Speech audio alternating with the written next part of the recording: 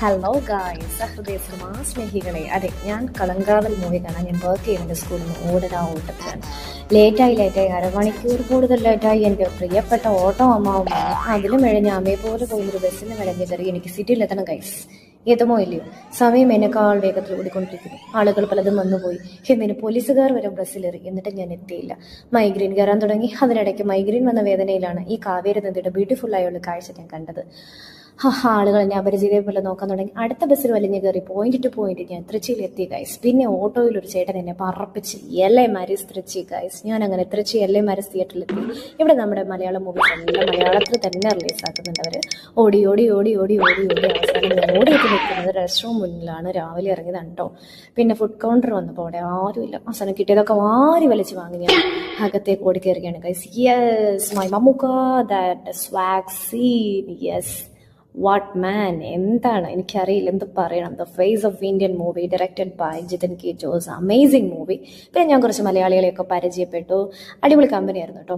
വീണ്ടും ഞാൻ ഫസ്റ്റ് അവർക്ക് ബൈ ബൈ പറഞ്ഞു. പക്ഷേ വീണ്ടും ഒരു ബൈ ബൈ പറയുന്ന സീനാണ് നിങ്ങൾ ഇപ്പോൾ കണ്ടുകൊണ്ടിരിക്കുന്നത്. കാരണം ഞങ്ങൾ സെയിം ലിഫ്റ്റിൽ കയറി താഴെ ഇറങ്ങണം എന്നുള്ളത് എനിക്കറിയില്ലായിരുന്നു.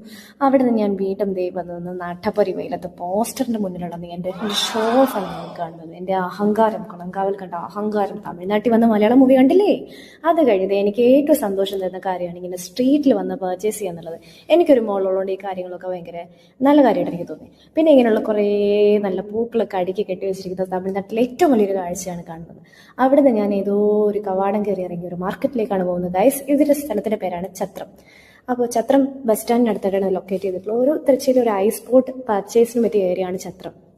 ബ്രാൻഡ് ഷോപ്പുകളും ഇതുപോലുള്ള ചീപ്പ് ബസാർസ് എല്ലാം നിങ്ങൾക്ക് ചീപ്പ് റേറ്റിന് നല്ല ക്വാളിറ്റിയിൽ സാധനം കിട്ടും. പ്രത്യേകിച്ച് നമ്മുടെ മീഷോയിലൊക്കെ കിട്ടുന്ന ജ്വല്ലറി ഐറ്റംസ് ജസ്റ്റ് 100 അത് കിട്ടും. ആ ചേട്ടനെ ഹൈ കാണിച്ച് വിളിച്ചു. ഇനി ഞാൻ അങ്ങോട്ടത്തേക്കാണ് പോകാൻ പോകുന്നത്.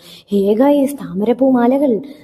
ഞാൻ അകവലിയായി. കുറച്ച് സാധനങ്ങളൊക്കെ ഞാൻ അവിടെ നിന്ന് വാങ്ങി. വീണ്ടും ഞാൻ ഏതോ ഒരു വഴി എന്ന് പറയാൻ വന്നതാണ് കേട്ടോ.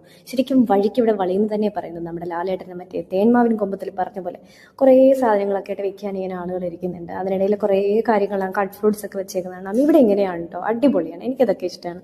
പക്ഷേ ഇതെന്താണെന്ന് മനസ്സിലായില്ല. ആ അമ്മച്ചി എന്നെ വിളിച്ച് നിർത്തി. അപ്പം ഞാൻ ചോദിച്ചത് എന്താണെന്ന്. പക്ഷേ കഴിക്കാനായിട്ട് പറഞ്ഞെങ്കിലും കഴിക്കാനുള്ള ഒരു കോൺഫിഡൻസ് ഉണ്ടായിരുന്നു. വയറിനെങ്ങാനും വന്നാൽ ഗൈസ് തീർന്നു. പിന്നെ ലൂസ് മോഷൻ. ഉപ്പ് തൊട്ടുകാർ പൂരങ്കര കിട്ടുന്ന ഈ മാർക്കറ്റിൽ നിന്ന് അട്ടം കറങ്ങി തിരിഞ്ഞു. നിങ്ങൾ വിചാരിക്കും ഞാൻ എന്തൊക്കെയോ വാങ്ങാൻ പോവാണെന്ന്.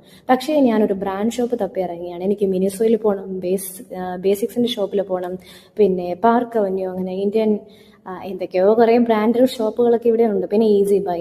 വിശന്ന് അവസാനം ഞാൻ ഹക്കിം ബിരിയാണിയിൽ കയറി എത്തി.